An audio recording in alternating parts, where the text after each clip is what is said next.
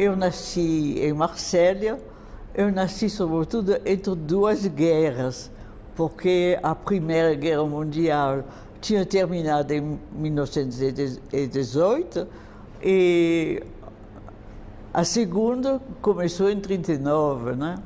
39, 40. Então, eu sou verdadeiramente de uma geração nascida entre duas guerras. Eu digo no livro, inclusive, que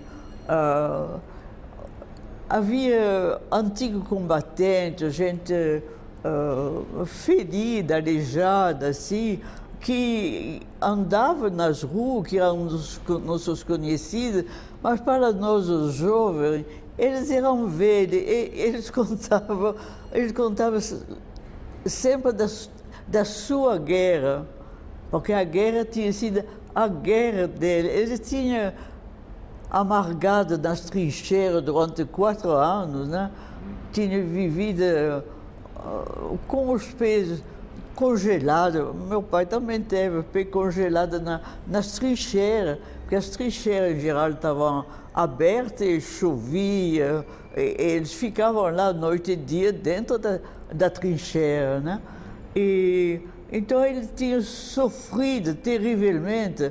Era um homem jovem de 18, 20 anos, até uns 30 e tanto, ou mais um pouco, que tinha sido convocado, mobilizado para a guerra, mas mesmo assim ele tinha esse orgulho de ser antigos combatentes. Meu avô materno era um operário da construção marítima, porque Marsella era um porto e uma indústria de construção naval também. E eu não sei bem, mas eu acho que ele devia ter assim um pouco um modo de pensar de socialista, porque ele era um admirador do Jaurès. Jaurès foi o líder do socialista que foi assassinado, etc. E, além do mais, ele era ateu, o que não era só as pessoas mesmo, os velhos republicanos, que eram ateus, porque ele lutava ao mesmo tempo para uma escola pública, universal para todo mundo, grátis, né? Então, era o próprio dos republicanos franceses, meu avô materno. E ele é um homem que tinha muito pouca instrução, assim, tinha muito pouca formal, mas, ao mesmo tempo, ele gostava da literatura avançada, ele gostava do teatro de vanguarda, que se chamava teatro de vanguarda, com Edmond Rostand e outros. E, ao mesmo tempo, ele tinha uma voz muito bonita e cantava ópera, e frequentava ópera. Quer dizer que ele era um operário, um homem simples, mas um homem com certo traço de cultura, né? Ele casou com minha avó. A minha avó era da Suíça. Era suíça, veio trabalhar na França. E eles se conheceram e acabaram casando. Aliás, casando não, porque meu avô não casava. Não casava. Minha avó sentiu muito não casar, mas não conseguiu. E tiveram 6 filhos juntos, etc. Entre esses filhos, minha mãe que foi uma figura muito bonita na nossa família, uma família assim, uma mulher assim, verdadeira, uma mulher que diz o que pensa, que ela era também uma mulher assim progressista, se bem que não havia outros precedentes assim da família. Mas infelizmente ela ficou muito doente, muito jovem, e faleceu com 38 anos, quando nós éramos adolescentes ainda. Casou com meu pai, que era da pequena burguesia, do interior, da cidade pequena da França, sabe? Mas que teve uma vida também muito complicada, porque nasceu quando a mãe estava tuberculosa, ele não podia ficar com ele foi criado fora de casa, enfim, ele teve uma vida meio atribulada, né? Foi também nos dias da grande crise americana, né, do Carter, e que teve muita repercussão sobre o mundo todo, eu acredito, sobre a Europa e sobre a França, sobretudo.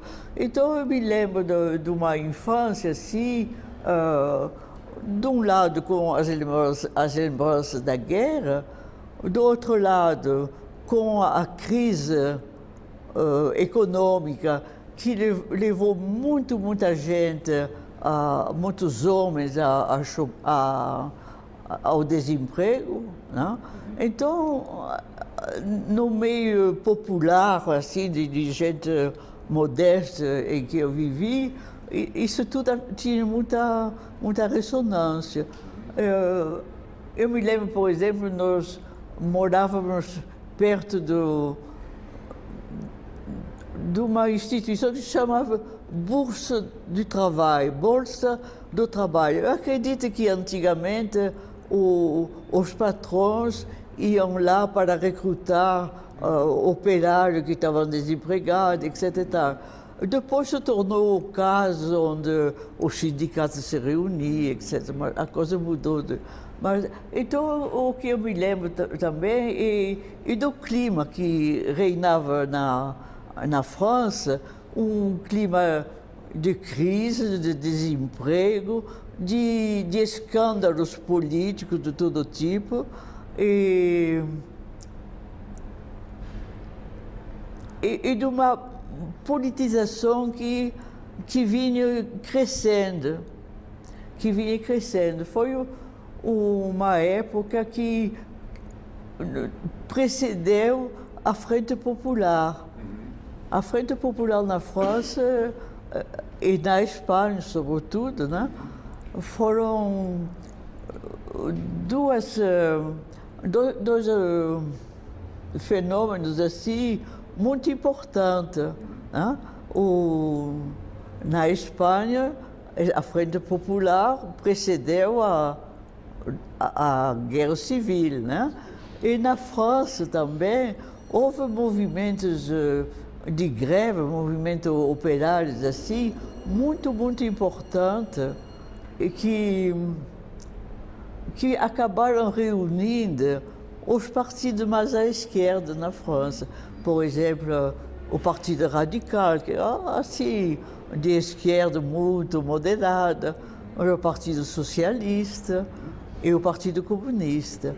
Então, quando finalmente os comunistas e os socialistas, que se detestavam, acabaram se juntando numa única passeata, numa grande passeata em Paris, foi o início simbólico da Frente Popular. Muitas greves, todo mundo estava em greve, e um novo tipo de greve, porque as greves antigamente, os operários estavam em greve, ficavam na casa deles, né? E esperavam as leis que seriam votadas, faziam pressão, etc. Mas não tinha essa mesma expressão. E lá em 1936, 37, as greves foram greves com ocupação dos locais de trabalho. Então, isso foi a grande demarcação, sabe? A política de Marselha, da cidade mesmo, é uma política assim muito muito mafiosa, eu diria mesmo, mafiosa. E se fazia política assim, em geral se fazia os discursos nas escolas públicas. Então o candidato puxava o revólver do bolso, colocava na mesa assim, antes de fazer o seu discurso. Então, vê o estado de espírito que reinava. Então, os comunistas começaram a aparecer. E os comunistas que se apresentavam assim, eles eram assim completamente diferentes. Os comunistas se apresentavam assim como pessoas, pelo menos, limpas, não vinham com revólver, eles falavam de lutas, eles não obrigavam assim, as pessoas a votar praticamente, né? Nós morávamos bem em frente da escola pública de meninas, porque havia escola de garoto e escola de menina. Então, o partido assim, mais reacionário, já podia-se dizer fascista, né? E eles tinham chovido de véspera, as ruas estavam assim, muito cheias de lama, assim, e eles estavam no automóvel com uma imensa bandeira francesa que até caía até o chão. Assim. Então, eu me lembro que o meu pai da janela gritou: vocês estão arrastando a França na lama. Aí eles começaram a atirar nas nossas janelas. Era assim uma máfia tão já partidário dos fascistas. Então era esse o ambiente em que nós vivíamos, mesmo criança, né? Além do mais, meu pai, sobretudo, entrou para o Partido Comunista e fez assim muita propaganda na família, né? Até que toda a família entrou para o Partido Comunista. E nós, os menores, né, entrávamos para uma organização de jovens que não era comunista oficialmente, mas que não deixava de ser tampouco. Então, a família se viu envolvida pela situação reinante no país, né? E participou ativamente. Eu me lembro que mesmo durante as greves de 1936, com o meu irmão, que era menor ainda, nós resolvemos ajudar os grevistas a ter um pouco de dinheiro, né? E nós comprávamos alfinetes com umas bandeirazinhas tricolor, né? E nós íamos na rua com uma espécie de lata furada assim, e nós punhamos a bandeirinha para as pessoas que nos davam um dinheirinho. Então, no fim do dia, nós íamos lá na fábrica ocupada sobretudo por mulheres, operários mesmo, que costuravam os sacos, assim, e nós levávamos nosso dinheiro, né? Nós estávamos sempre bem recebidos. O presidente da República Espanhola achava, porque os alemães e os italianos estavam ajudando, mas muito abertamente, o Franco, né? E então o presidente da República, eu acho que era Negrin, ele queria mostrar que a Espanha republicana não precisava de estrangeiro no seu solo. Então, mandou retirar as brigadas internacionais. Mas, quer dizer, o que era uma bobagem, né?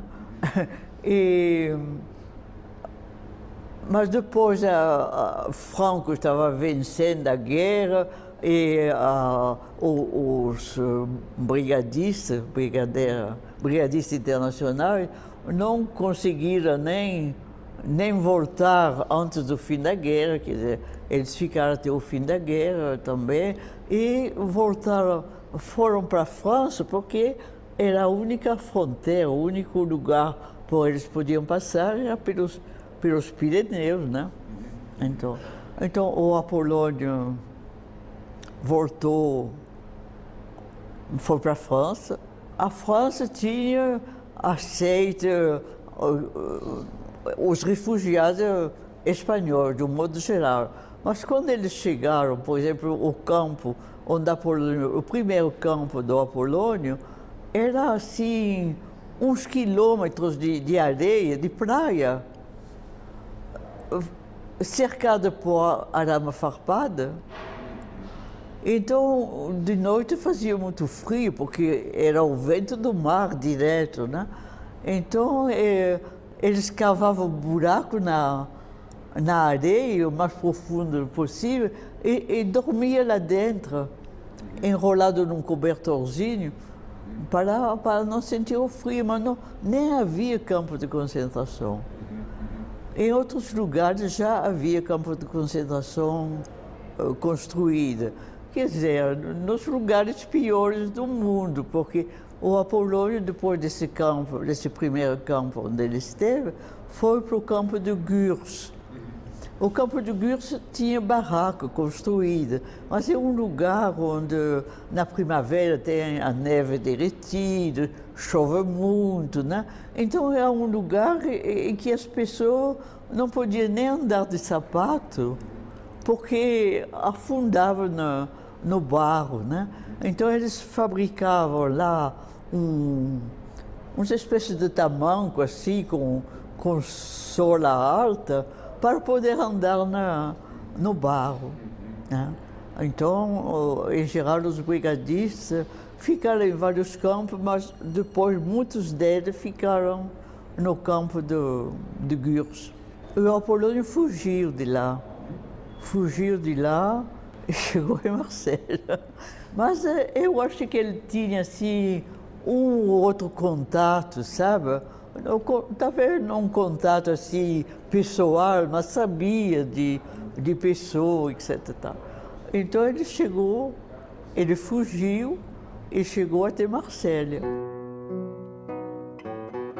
Uns meses antes da guerra com os alemães, o Partido Comunista foi posto na ilegalidade. Então,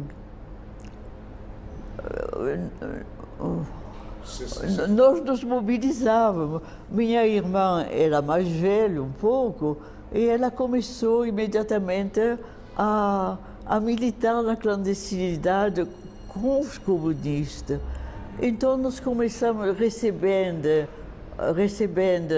em casa pessoas da direção do partido, porque foi logo quando a guerra se tornou verdadeiramente uma guerra, que os dois inimigos se enfrentaram, então não havia ainda aquela linha de demarcação. E nós recebíamos essas pessoas que vinham para lá porque se sentiam, porque a direção do partido mandava, e vinham para ter contato com os militantes. E nós os recebíamos em casa, e meu irmão pequenininho e eu, nós levávamos, como nós chamávamos menos a atenção, nós levávamos essas pessoas ao lugar onde eles deviam ir, levar os panfletos, as coisas, as diretivas que eles deviam levar. Né? Quer dizer que nós imediatamente começamos a entrar nessa luta em família. Meu pai trabalhava num navio, era marítimo, e ele não foi mobilizado porque já não tinha mais idade, mas tinha um outro nome que se dava o problema dele ser obrigado a ficar no navio onde ele estava trabalhando. Então, eu estava falando de Dunkerque porque ele justamente esteve aí debaixo do bombardeio terrível em Dunkerque, sabe? Então, meu pai estava fora de casa. E meu pai era comunista, ele que nos trouxe para o Partido Comunista, mas daí a ver as filhas começar a ter essa vida difícil, né, e perigoso, eu não sei se ele teria sido de acordo, mas ele não estava. Ele estava em Dunkerque, lá com a população civil e os soldados ingleses, indianos que estavam refluindo para lá, que só tinham mar diante de si, e os poucos navios que tinham lutado, vai ser outra história, que tinham lutado na Noruega, para desembarcar na Noruega, a levar esses soldados e essa população civil para a Inglaterra. E ele ficou bastante tempo na Inglaterra antes de voltar para casa. Então, nós, o resto da família, nos sentimos livres para começar nossa militância. Nós não vimos chegar os alemães porque eles ocuparam justamente essa metade acima do rio Loire, sabe? Digamos, a parte norte da França. E nós ficamos na parte sul da França. Então, só sentimos a ocupação em 42, quando os alemães invadiram a França toda. Quando meu pai voltou finalmente para casa, ele já encontrou, ou melhor, não encontrou minha irmã, que já estava presa. Minha irmã foi presa, foi condenada à morte, porque ela era menor de idade. Então, na zona sul, não se tinha fuzilado ninguém. E ela, justamente, uma moça que não tinha 21 anos, tinha 20 anos, porque a maioridade naquela época eram 21 anos, né? E então minha irmã já estava presa e ela foi depois condenada a pena de morte, transformada em prisão perpétua, e 3 anos depois foi deportada num campo de concentração na Alemanha.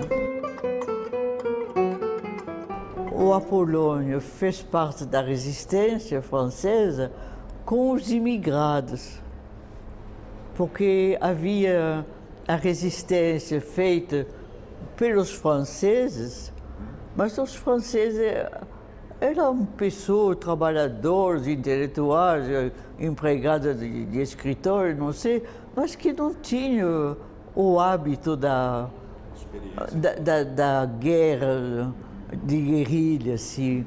E havia uma outra resistência que vinha justamente, eram os anos 30, que muitos estrangeiros vieram da Alemanha, depois da Polônia, de vários países assim, cujo governo era um governo aliado de Hitler, né? Então, eles vieram para a França tentando ainda viver lá como podiam, né? E havia também uma imigração econômica na França, poloneses que trabalhavam nas minas, e italianos que trabalhavam na construção civil. Havia uma imigração assim que não tinha uma cor política, mas que trabalhava e que depois havia também muitos judeus, né? Muitos judeus vindo de todos os países da Europa, né? O Apolônio já estava na resistência armada. Ele fazia parte dos franco-atiradores e partisans franceses. Hein? E Aí eu deixei a juventude e me liguei ao franc-tireur, imigrado também, embora não tivesse nada de estrangeiro, de judia, nada disso. Eu fazia parte da juventude comunista francesa, mas às vezes eu contei que minha irmã estava presa, depois minha tia foi presa e condenada a 10 anos de trabalho forçado só porque ela tinha um volante, sabe? Como se chama? Um volante mesmo, que reproduzia a última carta de um fuzilado.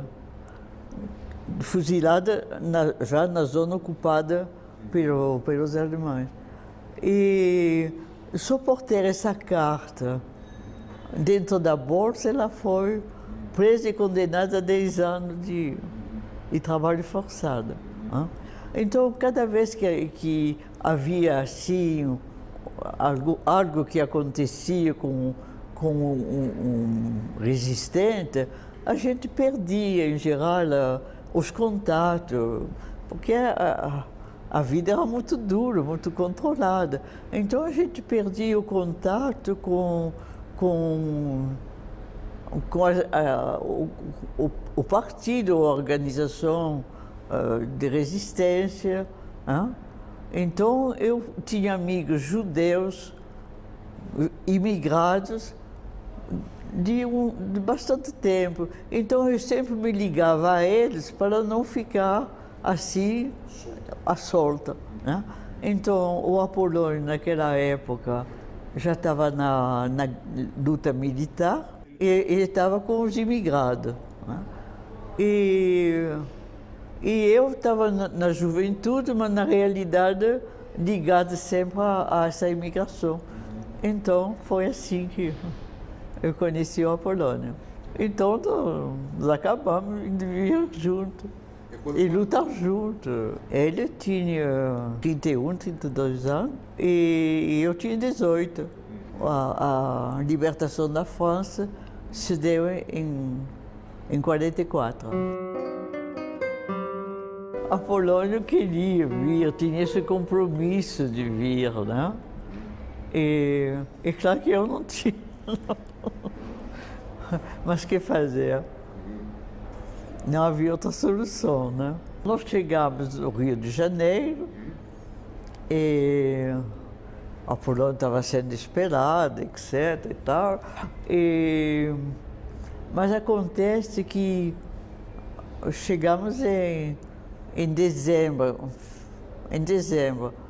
e uns 3, 4 meses depois, o Partido Comunista foi posto na ilegalidade. Então, o Apolônio voltou à ilegalidade de onde ele tinha saído, né? Eu, como filho pequeno, quer dizer que eu já tinha lutado na França, porque é o meu país que tinha sido invadido, etc. e tal, mas não tinha a intenção de viver lutando na clandestinidade a vida toda. Não era meu projeto, mas aí fui obrigada, né? Estávamos ligados à organização do partido, sim. Havia a Amazônia, havia Mário Alves, havia Marighella, havia Prestes, havia muitos outros que também não conhecia, né? Porque eu estava chegando ao Brasil, mal falava português, né? O meu português é uma desculpa que eu encontrei, mas eu acho que é válida. Eu aprendi português lendo jornal, então não aprendi português assim conversando muito, né? Porque nós passamos a ter uma vida bastante segregada dos outros, né? Escondida, sim, escondida. 6 meses num lugar, 6 meses no outro, assim. E numa clandestinidade que aí eu vou fazer a minha criticazinha, que me pareceu assim muito forçada. Eu tenho a impressão que nós poderíamos ter resistido a essa clandestinidade.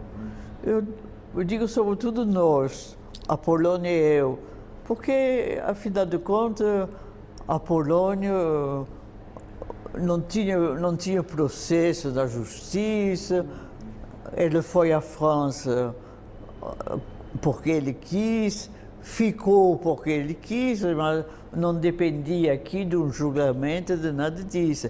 Então é claro que ele seria preso.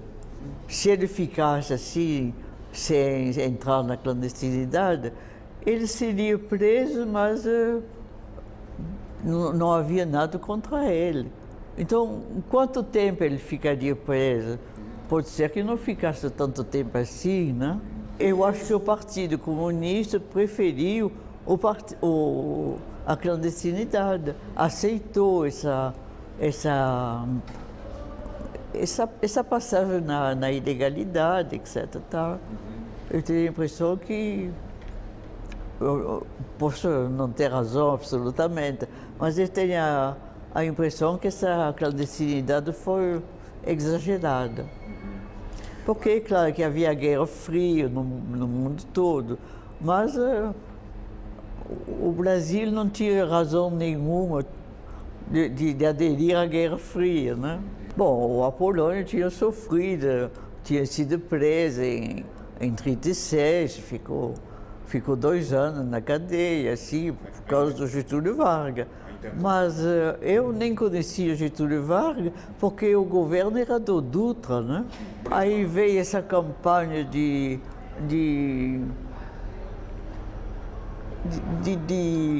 lamacento do Lacerda, né? E quase que os comunistas também fazendo coro aos lacerdistas, né? E de repente veio um suicídio, né? E o Partido Comunista muda completamente de rumo, né?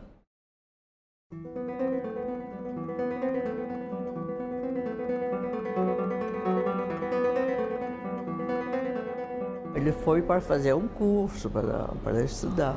Depois eu fui convidada a ir à União Soviética. Só que os convites, como eram feitos os convites, assim, né?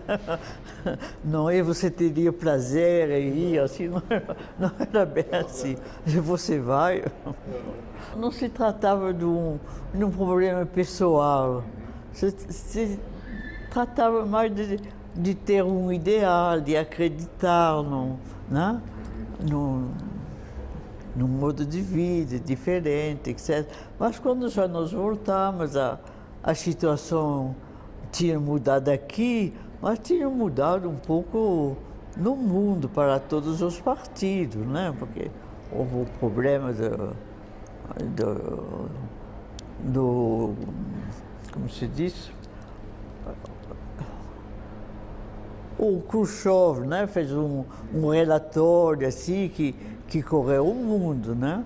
Começaram dizendo que esse relatório tinha sido feito pela CIA, etc. Mas nós que estávamos na União Soviética, nós acreditávamos imediatamente nesse relatório. Nós começamos a mudar, a voltar a pensar com a própria cabeça.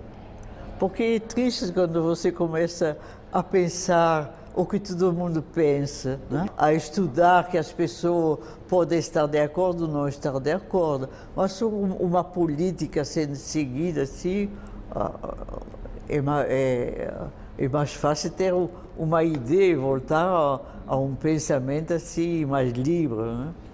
A situação estava muito confusa aqui, né? Estava muito confusa. O Partido Comunista estava muito ligado a esse problema desse esquema político-militar, né? Com Estilhac Leal, né? Com com Lota até certo ponto, embora o anticomunista, mas ele estava ao lado do Estado de Direito eleito, né? Então, é claro que nós ficamos aí muito confusos também, né? Para muita gente já não era surpresa nenhuma, né? Porque também acreditar em Goulart a gente não podia, né? O Goulart seria sempre uma pessoa hesitante, assim, né? Mas a impressão que se tem é que o Partido Comunista acreditava muito nesse dispositivo político-militar do Jango, porque veio o golpe e o partido foi surpreendido, né? O Apolônio, na noite do dia 31, primeiro, não sei, ele já sumiu de casa, ele tinha um lugar onde ele devia ir, pensava em ir, etc. Não somente para se esconder, mas sobretudo para mobilizar o pessoal que estava desarvorado por esse golpe, né? Eu fiquei em casa porque eu tinha 2 filhos. Os militares se consolidaram no poder muito rapidamente, né? Os 3 primeiros meses foram os meses onde a polícia, sobretudo, atacou muito os sindicatos, atacou já tinha atacado o Julião, por exemplo, com as ligas camponesas, o grupo dos 11 de Brizola, etc. Né?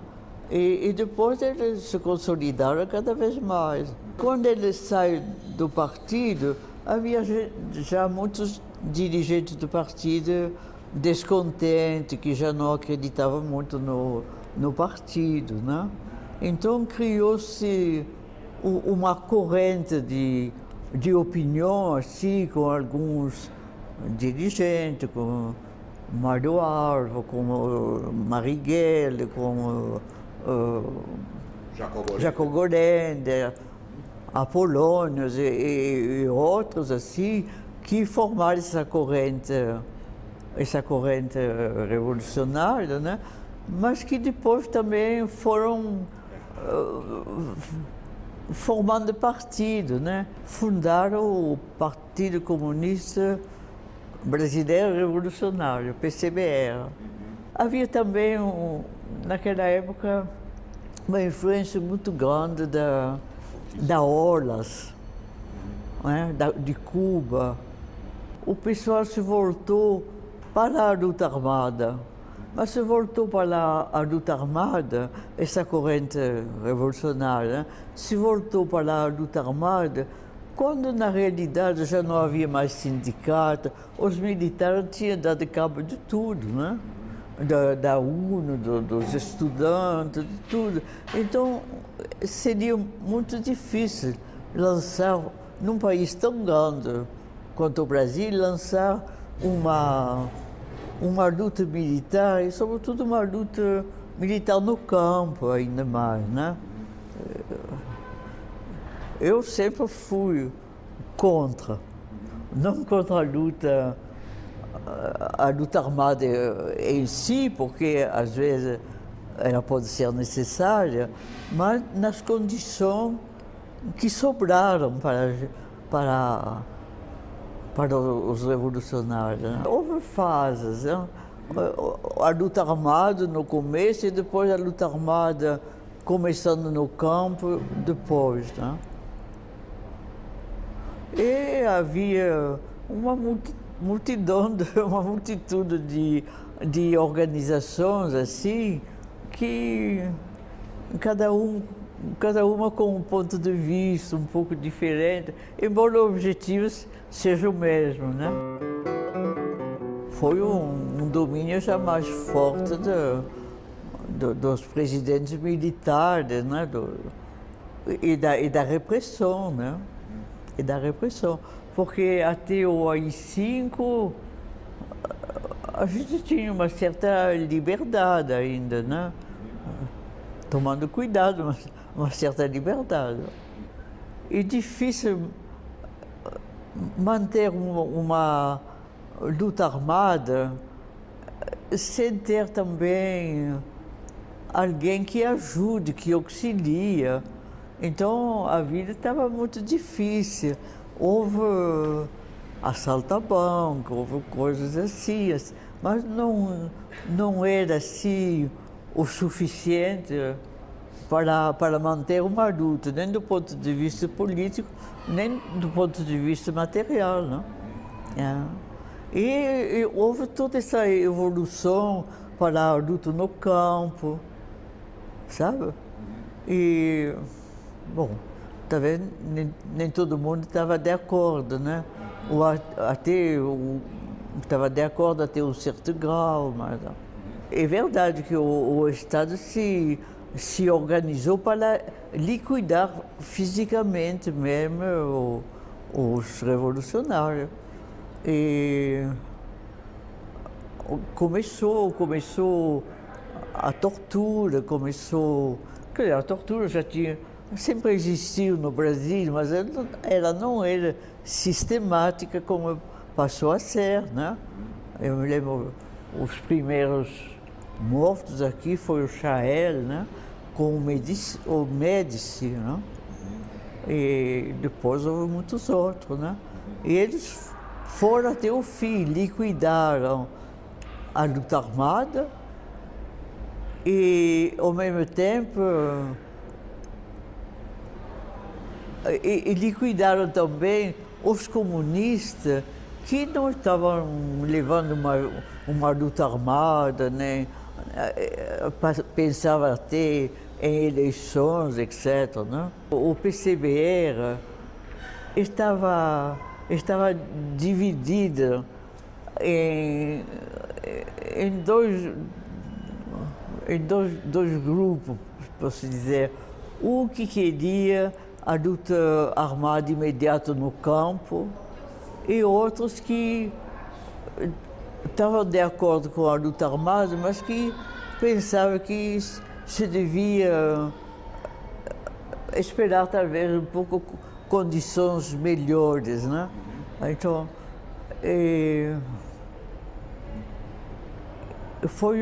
havia uma reunião prevista da direção, mas uma reunião que nunca se realizou porque vários dirigentes foram presos. O Apolônio foi preso, o Mário Alva foi preso e outros dirigentes foram presos. Já havia um certo tempo que eu estava sem contato com ele, porque a situação estava muito difícil, né? E ele que estava preparando a reunião, mas ele foi preso. Ele tinha um relatório dele, com as opiniões dele, outros companheiros tinham outros documentos para apresentar, etc. E o Apolônio cometeu um erro, porque a gente não tinha mimeógrafo, não tinha internet, não tinha essas coisas naquela época, então a gente tinha que bater a máquina com cópia. E ele foi buscar na casa de um jovem que estava encarregado de bater essas cópias. Ele foi ele mesmo na casa desse moço para buscar, em vez de esperar, ele foi para buscar essas cópias. Eles tinham um modo de avisar que a casa não estava limpa, né? Mas era um sinal, assim. Mas eu acho que o Apolônio não viu, entrou na casa e quando ele entrou, fecharam a porta atrás dele com um revólver, etc. Ele tentou fugir, ele chegou a fugir, saiu correndo, a polícia atirou nele, ele fez um bom pedaço de caminho fugindo, mas a polícia tinha cercado certamente o bairro, etc. E tal, e chegou um momento em que o caminho estava fechado, ele foi preso. Logo depois, o Raul, o René e o Raul foram presos, sobraram membros do PCBR em várias regiões, em vários estados, etc. Mas muitos foram presos também. O Apolônio, primeiro, foi torturado muito brutalmente, né? Ele não morreu porque eu acho que ele tinha vontade de resistir, de lutar. E também, nos dias seguintes, foi morto Mário Alves, né? Então, talvez seria difícil ter dois cadáveres ao mesmo tempo, né? Para explicar como eles tinham morrido, né? E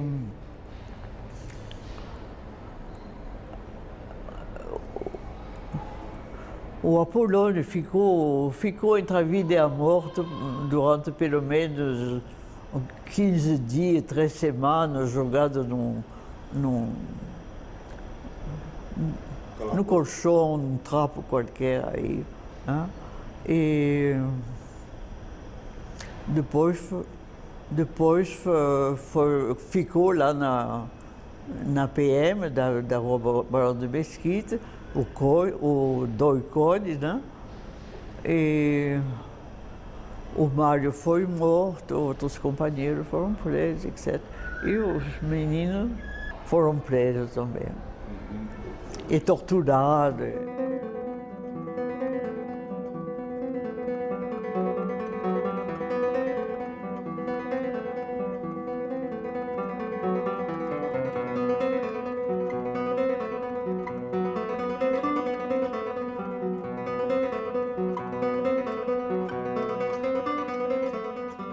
O Apolônio foi para a Argélia e uns meses depois o René foi para o Chile com o sequestro do embaixador da Suíça. E o Apolônio ficou mais de 8 anos fora, né? Argélia, França, etc. Eu estava em Paris com o Apolônio e vim visitar o Raul, que tinha sido solto. E quando eu cheguei aqui, foi no momento das grandes greves do mês de julho. Então me levaram para Santo André. O problema agora era essas greves, a formação talvez de um partido, que poderia ser o Partido dos Trabalhadores, etc. E eu voltei a Paris com bastante entusiasmo. Outros amigos que moravam aqui foram também para Paris para levantar o assunto do PT. Então, já foi nosso assunto a volta. Aí veio logo depois a anistia e o problema foi esse, né? O PT era um partido talvez sem ideologia, embora muita gente que estava lutando para formar esse partido tivesse uma ideologia, mas era um partido de massa, né?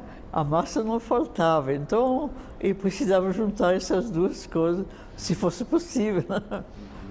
Aí o Apolônio foi logo envolvido ao chegar, né?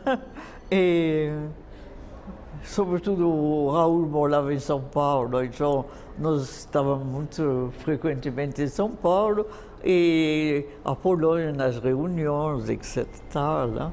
Essas primeiras reuniões do Colégio Sion e essas coisas todas. Ele se tornou um dos dirigentes do partido. Foram sempre alegria ligada à política, de uma forma ou de outra. Quando era jovem, criança quase, a Frente Popular foi um ambiente completamente diferente na França, sabe? Uma espécie de revolução cultural mesmo, né? As pessoas mudavam até a forma de pensar. Depois veio a libertação, é claro, né? A libertação é o fim da guerra, mas a libertação foi o principal, porque a guerra já estava ganha, né? E claro, a formação do PT também, num partido assim, diferente. Ele nasceu como um partido assim, de massa, mas com os militantes na rua, né? Depois ele se tornou um pouco diferente, porque passou a ter vereadores, deputados, etc., né? Então se tornou um partido institucionalizado, que participou das eleições. Essa coisa está começando a mudar um pouco, está começando a mudar. Os jovens estão começando a lutar, por exemplo, para uma comissão da verdade, para revelar as coisas os crimes do passado, né? Eu acho que também a tendência é lutar um pouco contra a falta de ética, etc. Que eles voltam a se agrupar, a procurar um pensamento comum. Talvez a internet, assim, que é uma coisa que vai muito além de mim, porque eu não entendo nada disso, mas para eles que são apaixonados por esse tipo de coisa, que a política é um campo assim muito promissor para desenvolver a sociedade ainda e torná-la melhor. E não é só indignar-se, né?